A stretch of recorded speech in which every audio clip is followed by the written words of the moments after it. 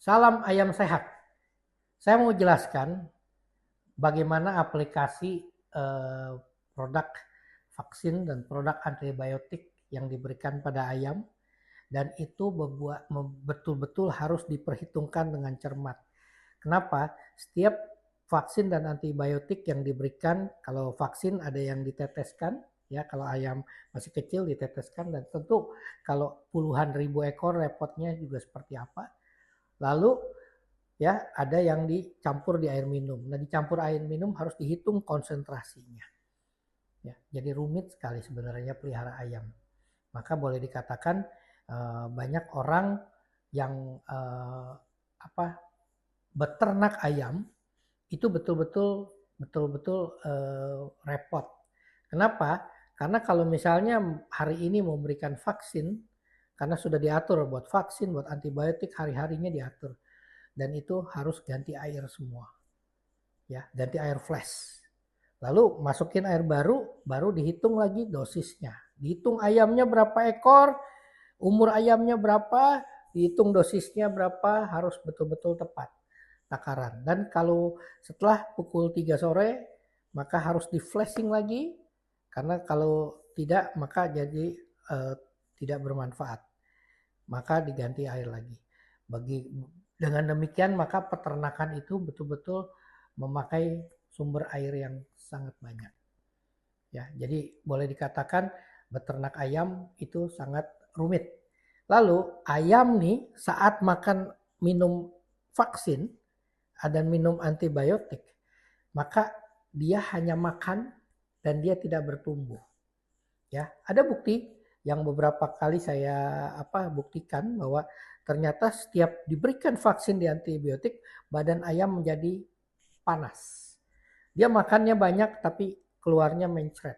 Dan kalau kita timbang prestasinya boleh dikatakan hanya 50%, itu sudah sangat bagus, 50% dari yang normal. Sehingga ya FCR-nya menjadi lebih tinggi. Dan boleh dikatakan dengan cara seperti itu maka pertumbuhan ayam sepertinya jadi kalah cepat bila tidak menggunakan vaksin dan antibiotik. Nah, teman-teman peternak, kenapa kami sarankan memakai enzim?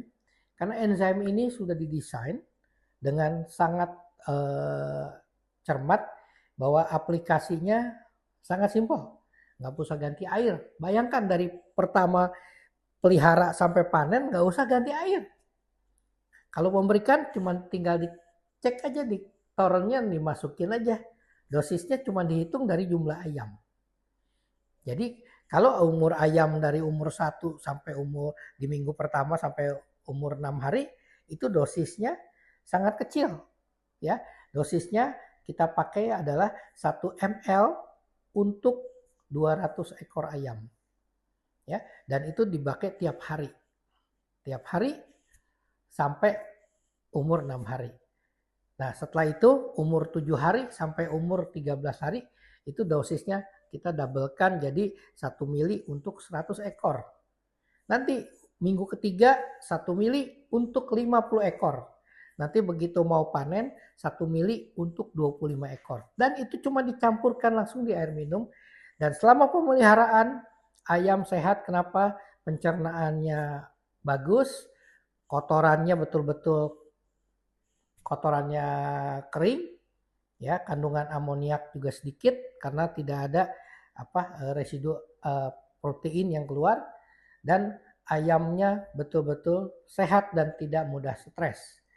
Dan perlu pengalaman kami pada pemeliharaan sebanyak 45.000 ekor, efisiensi pada pemakaian sekam, ya karena kotorannya kering, itu efisiensinya biasanya harus 3.000 karung, kami hanya habis 1.800 karung. Ya, LPG pun kami bisa kurangi sampai 30%, ya pemakaian LPG, dan anak kandang bisa tidur di kandang karena kandangnya tidak bau. Ya, waktu pas kita panen, ya ayam umur 20 hari sudah mencapai berat 1 kilo. Jadi uji coba kami di 45.000 ekor itu efisiensinya sampai 28 ton. Kenapa demikian? Karena dari hari pertama sampai 30 hari panen, ayam tidak pernah berhenti bertumbuh. Karena betul-betul ayam itu sehat.